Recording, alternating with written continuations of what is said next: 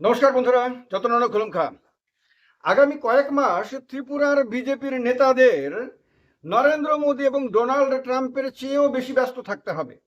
এই কয়েকটা মাস তাদেরকে একসঙ্গে দুইটা ইলেকশনে লড়াই করতে হবে, দুইটা ইলেকশনে পার্টিকে জেতাতে হবে।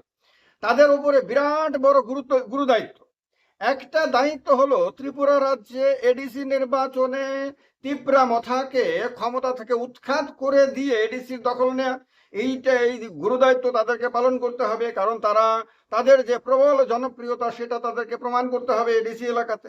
আরেকটা হলো ত্রিপুরা থেকে গিয়ে পশ্চিমবঙ্গে মমতা বন্দ্যোপাধ্যায়ের নেতৃত্বাধীন তৃণমূল কংগ্রেস সরকারকে ক্ষমতা থেকে উপড়ে ফেলে দিয়ে সেখানে গেরুয়া পতাকার আপনার পতাকা প্রতিষ্ঠা করতে ক্ষমতা প্রতিষ্ঠা করতে হবে, সেখানে বিজেপিকে ক্ষমতায় আনতে হবে।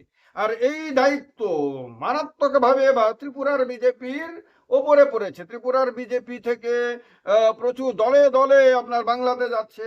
একদিকে আপনার কেউ ফ্লাইটে ট্রেনে করে করে বাংলাতে যাচ্ছে, আরেকদিকে কেউ আবার যাচ্ছে এডিসি এলাকাতে। এডিসি এলাকাতে গিয়ে তো তারা আপনার অনেক ক্ষেত্রে বেশিক্ষণ থাকতে পারে না, আবার সেখান থেকে দৌড়তে দৌড়তে আগরতলা ফিরে আসতে হয়। কিন্তু বাংলাতে তারা ওই দৌড়ানি টোড়ানি খায়টায় না, তারা সেখানে গিয়ে মোটামুটি আরামে দেখা যায় মাঝে মধ্যে ট্রেনে করে আপনার ডালমুড়ি খেতে খেতে খেতে খেতে তারা গল্প করতে করতে আপনার এক জায়গা থেকে আরেক জায়গায় যাচ্ছে। কখনো বেশ সুন্দর করে সেজে গুজে মিটিংয়ে যাচ্ছে, গিয়ে বসে ভাষণ টাষণ শুনছে। ভাষণ দেওয়ার সুযোগ থাকুক আর না থাকুক, ভাষণ শোনার জন্য অন্ততপক্ষে আগরতলা থেকে ত্রিপুরা থেকে তারা বাংলাতে যাচ্ছে এবং বাংলার চতুর্দিকে তারা ছেয়ে গেছে। এবার এই যে দুটো বড় দায়িত্ব, এই দুটো বড় দায়িত্ব তাদের জন্য জীবন মরণ পণের মতন হয়ে গেছে। তারা এর আগেও গেছিল, অনেকবার গেছিল, কারণ দিল্লির নেতারা মনে করেন যে ত্রিপুরার যে জনপ্রিয় বিজেপি নেতারা রয়েছেন তারা যদি বাংলাতে গিয়ে প্রচার করেন তাহলে সেখানে লক্ষ লক্ষ মানুষ পাগল হয়ে যাবে। তারা সেই নেতাদের ভাষণ শোনার জন্য, তাদের কথা শোনার জন্য এবং তাদের সাফল্যের কাহিনীকে শুনে অনুপ্রাণিত হওয়ার জন্য একেবারে ঝাঁপিয়ে পড়বেন। দিল্লির নেতারা মনে করেন যে ত্রিপুরার নেতারা গিয়ে বাংলাতে শুভেন্দু অধিকারীদেরকে শুধু যে সাপোর্ট করতে পারবেন তা না, কিন্তু শুভেন্দু অধিকারীকে মুখ্যমন্ত্রী বানাতে পারবেন, শ্রমিক ভট্টাচার্যকে স্বরাষ্ট্রমন্ত্রী বানাতে পারবেন, রাহুল সিনহাকে অর্থমন্ত্রী বানাতে পারবেন, দিলীপ ঘোষকে সমাজ কল্যাণ মন্ত্রী বানাতে পারবেন। কারণ দিলীপ ঘোষের এখন যা অবস্থা রাজনৈতিকভাবে, তাকে বড় কোনো পদ দেবেন না, সমাজ কল্যাণ পশুপালন মন্ত্রী এইরকম কোনো একটা দপ্তর দিয়ে তাকে বানাবে। তো এগুলি সব ত্রিপুরার তারা গিয়ে করতে পারবে। এই কারণে যখনই বাংলাতে নির্বাচন আসে 2021 বিধানসভা নির্বাচনেও ত্রিপুরা থেকে দলে দলে যোগ দিন বলে বিজেপির নেতারা পতাকা কাঁধে নিয়ে আগরতলা থেকে কলকাতা গেছিলেন।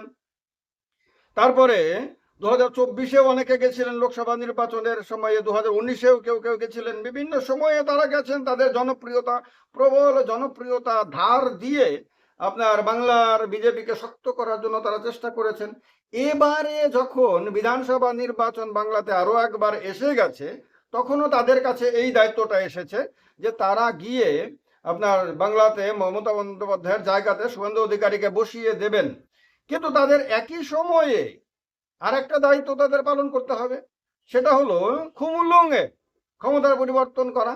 এখন খুমুলুঙে যারা ক্ষমতায় আছে তারা ওই বাংলাতে যারা ক্ষমতায় আছে তাদের থেকে একটু ভিন্ন রকম। বাংলাতে তো গিয়ে শান্তিপূর্ণভাবে প্রচার করা যায়, বাংলাতে তো গিয়ে মমতা বন্দ্যোপাধ্যায়ের বিরুদ্ধে আপনার মাইক্রোফোন হাতে নিয়ে যা খুশি তা বলা যায়। কিন্তু খুমুলুঙে যারা ক্ষমতায় আছে তাদের বিরুদ্ধে এডিসিতে গিয়ে বেশিক্ষণ বলার কোনো সুযোগ থাকে না, কারণ তাদের একটু ধৈর্য ওই নেতারা, খুমুলুঙের নেতাদের ধৈর্য একটু কম বলে মনে হয়। তার কারণে তারা কিছুক্ষণ পরেই তাদের যে আসল মানে রণমূর্তি আপনার সেটা তারা ধারণ করে নেয়। এবং তারা এরপরে তারা যখন সামনে আসে আর কি, তখন যদিও তারা বন্ধু, যদিও তারা একসঙ্গে সরকারে ক্ষমতায় আছে, যদিও তারা একসঙ্গে মিটিং করে, চা খায়, গল্প টল্প করে, কারোর বিয়ে শাদিতে একসঙ্গেই যায় নিমন্ত্রিত অতিথি হয়ে, সব কিছু একসঙ্গেই করে, কিন্তু ওই সময়টাতে যখন রাজ্য বিজেপির নেতারা গিয়ে ডিসি এলাকাতে ভাষণ দেয় তখন ওই সময়টাতে তারা ওই আত্মীয়তা ভুলে যায়।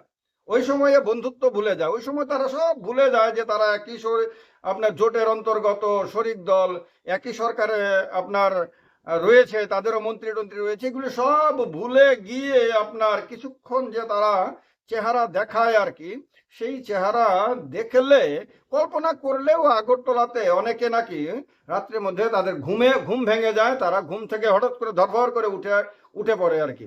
এই যাই হোক না কেন পরিস্থিতি, তাদের কিন্তু এই আগামী কয়েকটা মাস ভীষণ ব্যস্ত থাকতে হবে।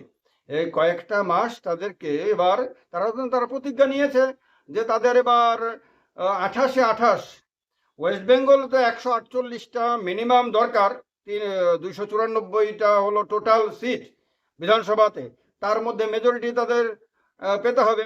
আর মেজরিটি যদি ত্রিপুরা থেকে যদি কেউ না যায় তাহলে তো অসম্ভব, ত্রিপুরা থেকে গেলেই একমাত্র সম্ভব, হয়তো তার কারণে ত্রিপুরার প্রচুর মানুষ, আমি তো শুনি মাঝে মাঝে, কেউ বলে বিলোনিয়া থেকে অতজন গেছে, কেউ বলে সাবরুম থেকে গেছে অতজন, কেউ বলে ধর্মনগর থেকে অতজন গেছে, কেউ বলে কৈলাসহর থেকে, কুমারঘাট থেকে, খোয়াই থেকে, মোহনপুর থেকে, সব জায়গা থেকে লোক গেছে, মানে এত লোক গেছে ত্রিপুরার বিজেপির যে ওইখানে একটা জনসভা শুধু তারা নিজেরা মিলে করতে পারবে। অনেককে নাকি বাড়িতে গিয়ে গিয়ে বলা হচ্ছে যে তুমিও চলো বা তোমরাও চলো, সেখানে আসা যাওয়া থাকা খাওয়ার সব ব্যবস্থা হবে। তো যখন জিজ্ঞেস করেছে সেখানে কাজটা কি কি কাজ করতে হবে, বলছে যে যে কোনো টোগ্রাম হলে সেখানে বসে গিয়ে চেয়ারে বসে ভাষণ শুনবে। ভাষণ শোনাটা হলো সবচেয়ে বড় কাজ। আমরা জানি যে গত কয়েক বছর ধরে মন কি বাতও শোনা হয়, এরকম চেয়ারের মধ্যে বসে সুন্দর করে সেজে আপনার মঞ্চ টঞ্চ বানিয়ে তারপর শোনা হয়, শোনার সময় ছবি টবিও তোলা হয়। তো এইরকম ভাবেই আপনার বাংলাতে গিয়ে ভাষণ শুনতে হবে। তো ভাষণ শুনলে কি হবে, এখানে ভাষণ শোনাটা মুখ্য কাজ না, মুখ্য কাজ হলো একটা চেয়ারের দখল নেওয়া। কারণ অনেক ক্ষেত্রে শোনা যায় যে সেখানে অনেক প্রোগ্রামে নাকি যতটা চেয়ার আনা হয় তার মধ্যে অর্ধেক চেয়ার নাকি ভর্তি হয় না আর কি। তো তার কারণে চেয়ার ভর্তি করাটা একটা বড় চ্যালেঞ্জ। তো সেই চ্যালেঞ্জ পূরণ করার জন্য আমাদের এখান থেকে নাকি প্রচুর মানুষকে নিয়ে যাওয়া হচ্ছে, এটা ভালো কথা। যারা ক্ষমতায় আছে, টাকা পয়সা আছে, সমস্ত সুযোগ সুবিধা যেহেতু তাদের কাছে আছে, তারা প্রয়োজনে অন্যান্য রাজ্য থেকেও আনবে, এনে চেয়ার ভর্তি করবে, এটা তাদের ব্যাপার টোটালটা। কিন্তু এই চেয়ার ভর্তি করার পাশাপাশি তাদের কিন্তু সেখানে ক্ষমতার পরিবর্তন করারও দায়িত্ব রয়েছে। আর এর চেয়েও বড় চ্যালেঞ্জ হলো এখানে এডিসিতে, কারণ এডিসিতে তিপ্রা মথা তাদেরকে যে বার্তা দিয়ে দিচ্ছে, যেতে সে বার্তা কিন্তু তাদের জন্য খুব একটা সুখের না। কারণ হলো বিধানসভা নির্বাচনের আগে তিপ্রা মথা বুঝে গেছে যে সামান্য ঢিলেমি দিলেও আপনার ক্ষতি হয়ে যেতে পারে, তার কারণে তারা অত্যন্ত টাইট করে আপনার পুরো ময়দানটাকে ধরে রেখেছে। আর দেখা যাচ্ছে মাঝে মধ্যে দল বদল হচ্ছে, হ্যাঁ এটাও ঠিক যে শত শত মানুষ বিজেপিতে যোগদান করছে, অনেক ক্ষেত্রে নাকি তীব্রামথা সিপিএম কংগ্রেস এগুলি ছেড়ে নাকি যোগদান করছে বলে তারা বলছে ভাষণটা শুনে। কিন্তু সেই যে দলবদলের কাহিনীটা, এই কাহিনীটা সম্বন্ধে যারা ময়দানের রাজনীতি সম্বন্ধে অভিজ্ঞতা সম্পন্ন তারা জানেন যে আমাদের রাজ্যের বেশ কিছু লোক আছে বিভিন্ন জায়গাতে, তারা পরিচিত এই অর্থেই যে তারা তাদের সঙ্গে পরিচিত এক দল লোককে নিয়ে তারা বিভিন্ন সময় দলবদল করায়। অর্থাৎ যে লোকগুলো আজকে বিজেপিতে যোগদান করলো সেই লোকগুলোই যদি কংগ্রেস থেকে অফার পায় তাহলে কিছুদিন পরে আবার কংগ্রেসে যোগদান করবে। এই লোকগুলোকেই যদি আইপিএফটি বলে যে আইপিএফটিতে যোগদান করতে, তারা আবার কিছুদিন পরে আইপিএফটিতে যোগদান করবে। তীব্রামথা যদি বলে তাহলে লাস্টে গিয়ে তীব্রামথাতেও যোগদান করবে। ফলে যোগদান করার যে ব্যাপারটা, এটা অনেক ক্ষেত্রেই নাকি এই রকম। ফলে এটাও একটা প্রফেশন কারোর কাছে, যে যোগদান করার মধ্য দিয়ে সংসার চালানো, দুই বেলা খাবারের ব্যবস্থা করা, এটাও নাকি কারোর নাকি এরকম প্রফেশন আছে, এগুলি ময়দান থেকে বিভিন্ন সময় শোনা গেছে। তো তার কারণে এই যে ভিড় যে দেখা যায়, এগুলো অ্যাকচুয়াল জনমতের রিফ্লেকশন, এটা যারা বাস্তবটা জানেন তারা মনে করেন না। কিন্তু চেষ্টা চলছে 28 পাওয়ার।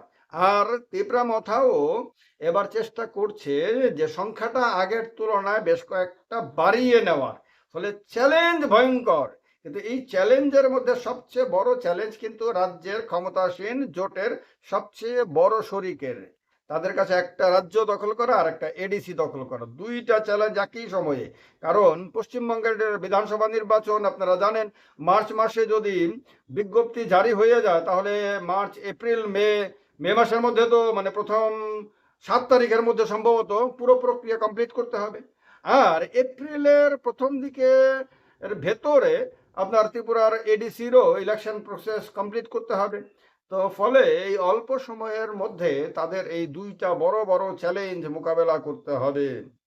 এ কারণে তাদের দিকে এখন সবাই তাকিয়ে রয়েছে, মানে বিশ্বের সবচেয়ে জনপ্রিয় দলের সবচেয়ে জনপ্রিয় আপনার নেতাদের, মানে আমাদের রাজ্যের দিকে কিন্তু সারা পৃথিবী কিন্তু তাকিয়ে রয়েছে। এখন আর আমি সারা ত্রিপুরা তাকিয়ে রয়েছে এই কথা বলবো না, আর সারা ভারতবর্ষ তাকিয়ে রয়েছে এই কথা বলেও তাদেরকে ছোট করব না।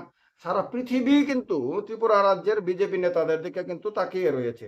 তারা তাদের এবার জনপ্রিয়তার এমন বিস্ফোরণ ঘটাবেন, এমন তারা চেহারা দেখাবেন, এবং পশ্চিমবঙ্গে মমতা বন্দ্যোপাধ্যায় বুঝে যাবেন যে কত ধানে কত চাল। আর খুমুলুঙের এডিসির আপনার তীব্রামাথা নেতারাও এবারে বুঝে যাবে ত্রিপুরার বিজেপি নেতারা মানে কি জিনিস। দেখার জন্য কৌতূহল আছে তো? যদি থাকে তাহলে দেখতে থাকুন, আর এই আলোচনায় এই চ্যানেলে যুক্ত থাকুন। ভালো থাকবেন। যতন ঘুলুম খা, সবাইকে নমস্কার।